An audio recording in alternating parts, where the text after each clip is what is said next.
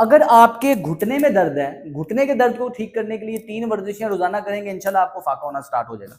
सबसे पहले आपने किसी बेड पे इस तरह अपने पाँव को रखना है और अपने दोनों हाथों को घुटने के ऊपर इस तरह रखना है। इधर ये थाई के जो मसल है इस पर रखना है, आगे को दबाएंगे, फिर वापस पीछे को लेके आएंगे, उतना आगे को जाना है जितना घुटना बेंड होता है। दर्द नहीं बढ़ानी चाहिए, बिल्कुल आराम से आपने इस वर्जिश को करना है और आपने कम अज कम भी 10 बार इसे राइट लेग पे, 10 बार इसे लेफ्ट लेग पे करना है।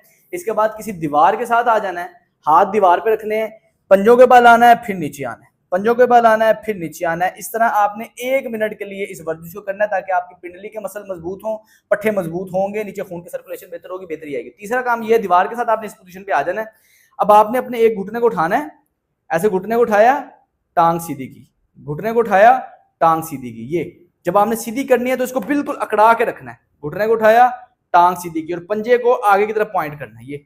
ये आपने 1 मिनट के लिए राइट साइड पे करना है, 1 मिनट के लिए ही लेफ्ट साइड पे करना है। आप देखेंगे दिन में 2 बार ये करने से, इसके साथ टिकोर घुटने की करने से, गरम आधा घंटा, आपका कुछ ही दिनों के अंदर घुटने की दर्द से छुटकारा मिल जाएगा। अस्सलाम वालेकुम।